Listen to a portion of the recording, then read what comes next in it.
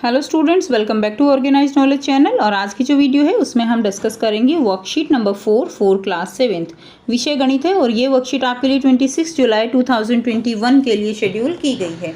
आज की वर्कशीट में बच्चों हम कुछ जो है ज्यामितीय चित्रों के नाम और उनके दैनिक जीवन में दिखने वाले चित्रों के बारे में सीखेंगे। ठीक है, सो वर्कशीट शुरू करने से पहले बेटा प्लीज़ चैनल को सब्सक्राइब कर लीजिए, बेल आइकन को प्रेस कर लो ताकि आपको आने वाली वीडियो की नोटिफिकेशन वो मिल जाए। सो यहाँ पर आपको देखिए कुछ चित्र दिए गए हैं और नीचे जो है नाम दिए गए हैं, तो आपको क्या करना है, उन चित्रों से उनका मिलान करना है। अब देखिए यहाँ पे आपको ये क्या है, इसको हम नंबरिंग कर देंगे इसकी। नंबर 2, 3, 4, 5, 6, 7, 8 और ये है 9। अब यहाँ से इसको आपको मिलान करना है। तो यहाँ पे ये देखिए, ये सबसे पहले क्या है, ये सबसे पहले है बिंदु। तो यहाँ पे बिंदु को हम नंबर 1 डाल देंगे। नंबर 1 है बिंदु। नंबर 2 पे क्या है बच्चों, ये क्या है, ये एक रेखा है। ठीक है, जिसको हम दोनों तरफ जो है क्या कर सकते हैं, बढ़ा सकते हैं। तो ये हो गई रेखा, तो ये हो गया नंबर 2 पे रेखा। क्लियर है। अब देखिए नंबर 3 पे ये क्या है, ये रेखाखंड है। तो नंबर 3 हम इसका नाम लिख देंगे इसके सामने रेखाखंड। आपको कॉपी में कैसे करना है, ये ऐसे ही बना के और उसके सामने उसका नाम लिख दीजिए। नंबर 4 पे क्या है बच्चों, नंबर 4 है किरण। तो नंबर 4 पे हो जाएगा किरण। नंबर 5 पे देखिए, नंबर 5 पे दिखाया गया है समांतर रेखाएं। तो नंबर 5 पे हो जाएगा, यहाँ पे आप लिख देंगे नंबर 5 पे है समांतर रेखाएं। नेक्स्ट देखिए नंबर 6 पे है बच्चों प्रतिच्छेदी रेखाएं। तो नंबर 6 पे हो जाएगा प्रतिच्छेदी रेखाएं। एक दूसरे को काटने वाली रेखाएं क्या कहलाती हैं, एक दूसरे को काटने वाली रेखाएं प्रतिच्छेदी रेखाएं कहलाती हैं। ठीक है।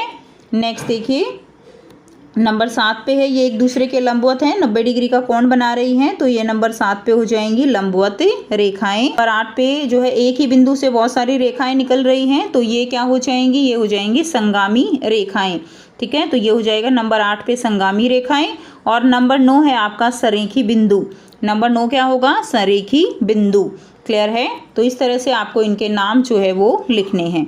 नेक्स्ट देखिए नाउ, अब देखिए बच्चों यहाँ पे कुछ आपको चित्र दिखाए गए हैं। इन चित्रों को जो है आपको ये किस तरह के दैनिक जीवन के हमारे एग्जाम्पल हैं, यानी कौन किरण का एग्जाम्पल ले सकते हैं, कौन सा रेखाखंड का एग्जाम्पल ले सकते हैं, वो आपको यहाँ पे लिखना है। तो यहाँ पे मैं मार्क कर रही हूँ, ये नंबर 1 है, ये नंबर 2, ये नंबर 3, ये नंबर 4 और ये नंबर 5 और ये है नंबर 6। ठीक है, अब इसको हम यहाँ पे करेंगे। तो देखिए यहाँ पे एक टॉर्च है। टॉर्च किस में आएगा, टॉर्च का एग्जाम्पल हम किस में लेंगे, किरण में लेंगे, क्योंकि किरणें क्या होती हैं, एक पॉइंट से जो है निकलती हैं। तो हमारा टॉर्च किसका उदाहरण रहेगा, किरण का उदाहरण रहेगा। तो नंबर 1 में आप लिख देंगे टॉर्च बना के ऐसे और उसके सामने लिख देंगे किरण। ठीक है। उसके बाद सेकंड देखिए, ये एक रोड दिखाया गया है जिसको आप दोनों तरफ से बढ़ा सकते हो। तो ये एक रेखा का उदाहरण रहेगा। नंबर 2 रेखा। नंबर 3 पेंसिल दिखाई गई है ना, तो पेंसिल का ये वाला जो है एक बिंदु की तरह हो जाएगा और ये पूरी पेंसिल एक रेखाखंड की तरह भी हो सकती है। तो नंबर 3 यानी आप पेंसिल बना के उसके सामने बिंदु और रेखाखंड दोनों लिख दीजिएगा। नंबर 4 अगर हम देखें तो देखिए ये सारे क्या हैं, ये सारी एक दूसरे के समांतर हैं। तो नंबर 4 जो है ये समांतर रेखाएं हो जाएगा। और समांतर के साथ साथ बच्चों ये जो है अगर हम लाइन को, जैसे हमारे पास जो है देखिए, हम एक बार फिर से इसको देख लेते हैं, समझ लेते हैं एक बार। इसमें अगर हम सारी लाइंस को देखें तो ये एक दूसरे के समांतर हैं, लेकिन अगर हम एक ही लाइन पे पक्षी जो बैठे हुए हैं उनको अगर हम एक पॉइंट मान लें तो ये क्या हो जाएंगी, ये जो है सारी सरेखी बिंदु हो जाएंगे, यानी एक ही रेखा पे बिंदु हो जाएंगे। तो यानी नंबर 4 हो जाएगा समांतर रेखाएं और सरेखी बिंदु। क्लियर है। उसके बाद नंबर 5 देखिए, इसमें क्या है, एक प्लस का ऐसे दिखाया गया है ना, तो ये प्रतिच्छेदी रेखाएं भी हैं और 90 डिग्री का कोण बना रही हैं। तो ये लंबवत रेखाएं भी हैं, तो ये प्रतिच्छेदी भी हो जाएंगी और एक दूसरे के लंबवत भी हो जाएंगी। तो इसके सामने आप दोनों लिख दीजिएगा, प्रतिच्छेदी रेखाएं, लंबवत रेखाएं। उसके बाद नंबर 6 देखिए, एक ही पॉइंट से बहुत सारी रेखाएं ऐसे निकल रही हैं, तो ये क्या हो जाएंगी, संगामी रेखाएं। तो ये हो जाएगा नंबर 6 आपका संगामी रेखाएं। क्लियर है। तो इस तरह से आप इसको लिख देंगे। नेक्स्ट देखिए, अब आपको यहाँ पर एक वृत्त जो है वो दिया गया है। ठीक है, इस वृत्त में आपको क्या करना है, दिए गए वृत्त को देखकर निम्न प्रश्नों के उत्तर खाली स्थान में भरें। तो यहाँ पे प्रश्नों के उत्तर आपको भरने हैं। ये बिंदु O है, ये बिंदु A है, ये बिंदु B है और ये बिंदु C है और AC जो है यहाँ पे ये चाप लगाई गई है। क्लियर है। तो अब हम देखेंगे, देखिए क्या आपको बताना है सबसे पहले हम करेंगे बिंदु ओ। बिंदु ओ क्या है यहाँ पे? बिंदु ओ जो है यहाँ पे केंद्र है, तो बेटा साथ साथ कॉपी में लिखते रहिए, बिंदु ओ है केंद्र। क्लियर है? उसके बाद देखिए ए ओ बी, तो ए ओ बी क्या है? ये पूरा वृत्त है, और ये पूरा ए ओ बी क्या होता है बच्चों? ये वृत्त का व्यास होता है। तो ए ओ बी क्या है? ए ओ बी है व्यास। ठीक है, ए ओ बी क्या हो जाएगा? व्यास। उसके बाद नेक्स्ट देखिए, नेक्स्ट दिखाया गया है ए सी, तो ये है ए सी। अगर हम कलर चेंज करके देखें तो ये वाला है ए सी। तो ये वाला क्या है? ए सी, ये चाप है। ए सी क्या हो जाएगा बच्चों? ए सी है चाप। ठीक है, ए सी क्या हो जाएगा? चाप। बेटा साथ साथ लिखते रहिए। उसके बाद देखिए ओ सी, यहाँ से लेकर यहाँ तक ओ सी, ये क्या है? ये वृत्त की त्रिज्या है। ओ सी क्या है? ओ सी है वृत्त की त्रिज्या। तो यहाँ पे मैं लिख रही हूँ बेटा, वृत्त की क्या है? ये त्रिज्या। आप लिख देंगे ओ सी जो है वृत्त की त्रिज्या है। आप अपनी कॉपी में ऐसे सर्कल बनाइए और ऐसे ही बिल्कुल उसके सामने लिखते चले जाइए। नेक्स्ट देखिए, रेखाखंड ए बी वृत्त को 2 बराबर भागों में बांट रहा है, प्रत्येक आधा भाग क्या कहलाएगा? तो हम इसको क्लियर करेंगे।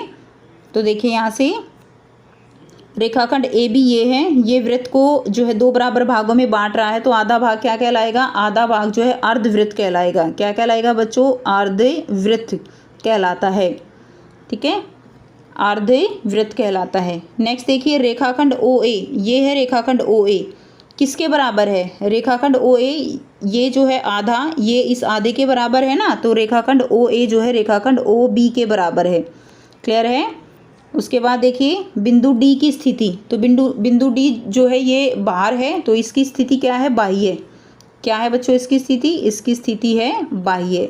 क्लियर है? तो इस तरह से आप लिख देंगे बाह्य, क्योंकि ये बाहर की तरफ है। नेक्स्ट देखिए, नेक्स्ट आपको दिया गया है, आपके घर में से उन वस्तुओं के नाम लिखें जिनके द्वारा वे एक वृत्त बना सकते हैं। साथ ही अपने आसपास की कोई 2 स्थितियां लिखें जहां आप वृत्त बनता हुआ देखते हैं। 2 वस्तुओं के नाम लिखें जिनके द्वारा आप एक वृत्त बना सकते हैं। तो बेटा याद कीजिए कौन कौन सी चीज़ों से आप वृत्त बना सकते हैं।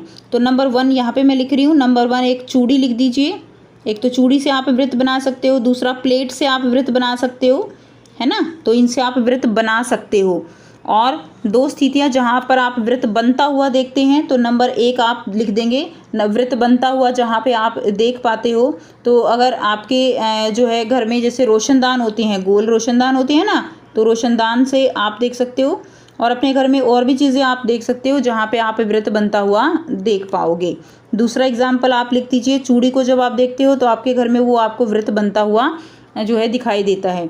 तो इस तरह से आप लिख सकते हो। तो ये हो गई बच्चों आपकी आज की मैथ्स की वर्कशीट। आई होप स्टूडेंट्स आपको बेटा वर्कशीट क्लियर है। कोई भी अगर आपको डाउट है तो आप पूछ सकते हो।